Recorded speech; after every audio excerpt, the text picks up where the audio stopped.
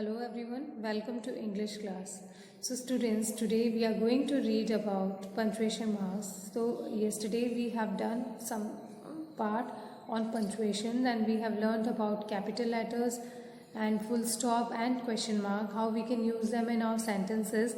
Now today we are going to read about and discuss about comma, apostrophe and exclamation mark, how we can use them in a different types of sentences. Okay, so let's first take the comma. Okay, so comma, the rule of using comma is, first it is used to separate three or more things in a sentence.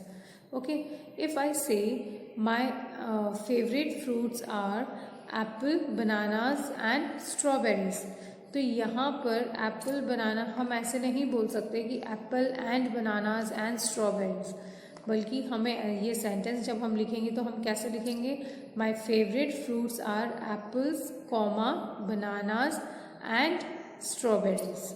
Okay, if I take next example, like I have many toys, a car, a doll, a bat, etc. Again here also we will not add and we will separate these things by using comma.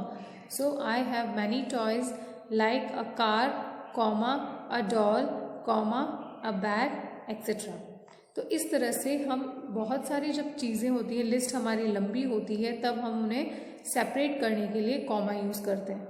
And the second rule is, when we want to give a pause in a sentence, at that time also we use comma. Okay, अब pause कैसे, जैसे कई बार हम कोई line तो बहुत sentence जो है वो कॉन्वर्सेशन जब हम करते हैं तो हम कंटिन्यूसली बोलते हैं, और कई बार हम थोड़ा सा हल्का सा पॉज देते हैं. फॉर एग्जाम्पल, रिति have you completed your homework, तो यहाँ मैं रिति बोल के हल्का सा पॉज दे के फिर अपना सेंटेंस कंटिन्यू कर रही हूँ. ओके, अगेन अगर मैं बोलूँ no mom comma this is my favourite serial please let me see it, so again here no mom के बाद मैंने कॉमा यूज़ किया और फिर अपना rest of the sentence cover किया. ओके, तो कभी भी सेंटेंस में जब हमें हल्का सा पॉज देना होता है, at that time we use comma, as well as we use comma to separate the list of things which is more than 3 in a sentence. Okay, clear? The next punctuation mark is exclamation mark. So exclamation marks are the marks that are used to show strong feelings of joy, sorrow or happiness. Okay, कई बार sentences में होता है कि हम अपनी खुशी दिखाना चाहते हैं बिना कुछ बोले, या शॉर्ट एंड स्वीट वे में हम अपनी खुशी या अपना दर्द या अपना दुख किसी से शेयर करना चाहते हैं, तो हम जब थोड़ा सा सेंटेंस मतलब कुछ वर्ड्स यूज़ करके और एक्सक्लेमेशन मार्क यूज़ करके हम अपने आप को एक्सप्रेस कर सकते हैं. Okay, so when we want to share our joy और express our feelings of joy, sorrow and happiness, we use exclamation mark. For example, how beautiful the scene is. Okay, next, wow what a cute baby, तो यहाँ wow के बाद हम क्या use करेंगे, exclamation mark. Alas the cat is dead, again alas के बाद हमने क्या यूज किया, यहाँ पर एक्सक्लेमेशन मार्क. सो वाव जहाँ हम बोल रहे हैं इसका मतलब वहाँ पर हम कुछ हैप्पीनेस, कुछ एक्साइटमेंट दिखा रहे हैं, है ना. और जहाँ अलेस हम बोल रहे हैं वहाँ पर हम अपने आप को दिखा रहे हैं कि हम बहुत सैड हैं, दुखी हैं. Ouch I hurt my finger, ouch के बाद हम एक्सक्लेमेशन मार्क यूज़ करेंगे, आई हर्ट माई फिंगर. इसका मतलब हम यहाँ दिखा रहे हैं कि हमें कुछ दर्द हुआ है, we are in pain, I am sad, I am feeling like crying. Okay, so इस तरह की जो भी फीलिंग्स हमें जब भी एक्सप्रेस करनी होती हैं, we use exclamation mark. Okay, and the last one is apostrophe. Okay, so आप देखेंगे कि अपॉस्ट्रॉफी वो देखने में कॉमा के जैसा ही है, बट इसका जो यूसेज है, जो यूज़ है वो डिफरेंट है अलग अलग सेंटेंसेस में. ओके, सो जो apostrophe is use to show the belonging और the ownership of a particular object और a thing with a particular person. Okay, so apostrophe तब यूज करते हैं जब हमें ये दिखाना होता है कि ये पर्टिकुलर चीज़ किसको बिलोंग करती है. Okay, for example, this is Natasha's skirt, this is Tom's hat, this is Dan's photograph, and this is Nicky's cat. तो इन सारे सेंटेंस में आप देख रहे हो कि हम बता रहे हैं कि पर्टिकुलर चीज किसको बिलोंग करती है। दिस इज नताशा स्कर्ट, ये स्कर्ट नताशा का है। दिस इज टॉम्स हैट, ये हैट टॉम की है। दिस इज डैन्स फोटोग्राफ, तो ये फोटोग्राफ डैन की है। दिस इज निकीज कैट, तो ये कैट निकी को बिलोंग करती है।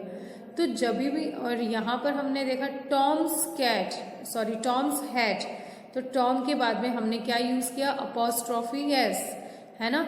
तो यहाँ पर जहाँ भी हमें कभी भी किसी की चीज की ओनरशिप या बिलोंगिंग बतानी होती है वहां पर हम अपॉस्ट्रॉफी यूज करते हैं। Okay, clear. सो इन सब एग्जाम्पल से आपको क्लियर है कि अपॉस्ट्रॉफी आपको कैसे यूज करना है।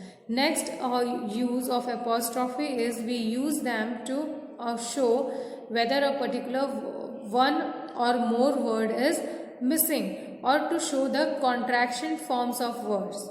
ओके, जहां पर हमें ये दिखाना होता है कि इस पर्टिकुलर वर्ड में कुछ वर्ड मिसिंग है, वहां हम अपॉस्ट्रॉफी यूज करते हैं। या किसी भी वर्ड को हम कॉन्ट्रैक्शन फॉर्म में जब उसको यूज करते हैं वहां पे हम अपॉस्ट्रॉफी यूज करते हैं। For example that plus is, है ना, is equals to that's. Okay, तो यहाँ पर हमने आई को ओमिट कर दिया है, आई की जगह हमने क्या यूज किया है, अपॉस्ट्रॉफी यूज किया है। तो ये क्या बन गया, दैट्स। तो अब इसको सेंटेंस में हम कैसे यूज करेंगे, that's my car. Okay, so यहाँ पर दैट से ही ये अंडरस्टूड है कि यहाँ दैट्स का मतलब दैट इज है। तो दैट इज को हमने कॉन्ट्रैक्शन फॉर्म में यूज किया है और इसको यूज किया that's, okay, as a that's my car. Next is we plus will.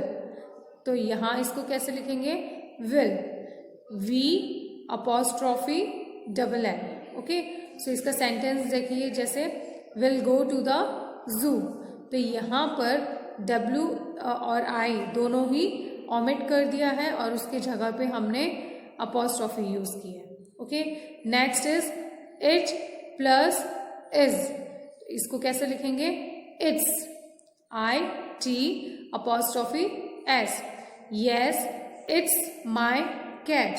Sentence में हमने कैसे यूज किया, yes it's my cat. So it से ही ये अंडरस्टूड है कि it is a short form of is, sorry it is.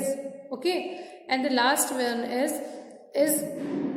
Is plus not. इसको हम कैसे लिखेंगे, isn't, is plus not isn't. तो इसको हम कैसे लिखेंगे, I S N apostrophe T. यहाँ ओ एब्सेंट है ना, ओ नहीं है, ओ मिसिंग है, तो हमने इसको कैसे लिखा है, isn't. That sentence isn't that your cat. Okay, so यहाँ पे हमने क्वेश्चन मार्क भी यूज किया है ना, वो भी एक पंचुएशन मार्क है। So isn't that your cat.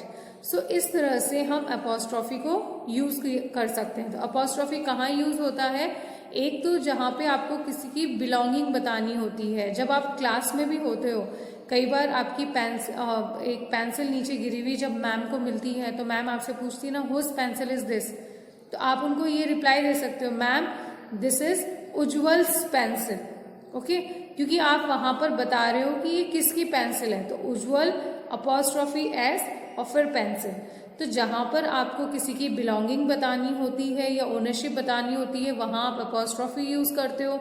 If we have to show a missing word in a given sentence, कोई वर्ड में जब मिसिंग अल्फाबेट हमें दिखाना होता है तो वहां पर हम अपॉस्ट्रॉफी यूज करते हैं। So student, this is how you can use different punctuation marks in your sentences and in your conversation. Okay, अगर आप ये पंचुएशन मार्क्स फॉलो नहीं करोगे तो आप ऐसा लगेगा जैसे रोबोट बात कर रहा है। ओके, क्योंकि हम रोबोट कैसे बात करता है, कंटिन्यूसली बिना रुके, ना वहाँ कोई पॉज होता है, ना कोई फुल स्टॉप होता है, ना क्वेश्चंस होते हैं, क्योंकि रोबोट में कोई एक्सप्रेशंस नहीं होते, इट डोंट हैव लाइफ, है ना। और हम तो इंसान हैं और हमें एक्सप्रेशंस शो करने होते हैं। We want to show our joy, we want to show our feelings. So to show our feelings, to express our feelings, we have to use different punctuation marks. that is we have to use capital letters in our sentences. We have to begin a sentence with a capital letter and end a sentence with a full stop. ये rule आपको हमेशा याद रखना है कि कभी भी कोई सेंटेंस आपको स्टार्ट करना है, you have to begin it with capital letter. अगर कोई प्रॉपर नाउन उसमें दिखाए, परफेक्ट नाम है किसी का, तब भी आप कैपिटल लेटर यूज करोगे. If it's a name of a place, if it's a name of days, months, okay, at that time you have to use capital letters. If it's a name of subjects, if it's an abbreviation, at that time you have to use capital letter. और full stop आपको sentence को end करने के लिए full stop use करना है. If you are asking question, at that time you have to use question mark at the end of the sentence, and comma is used to separate. If we are having a long list and to separate the things, we have to use comma. As well as to take a pause in a sentence, we have to use comma. Okay, and the next is exclamation mark. To express our feelings or express our joy, happiness, we have to use exclamation mark. And the last one is apostrophe, when we have to show, when we want to show the belonging of a particular thing, that this thing is related to someone, at that time we have to use apostrophe.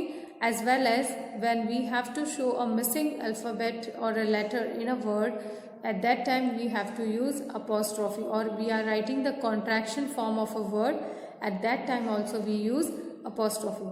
Okay, so students, watch this video twice or thrice so that जो भी punctuation marks हैं वो आपको learn हो जाए. So from tomorrow we are going to solve the exercise related to this topic. That's all from my side for today. Thank you and have a nice day.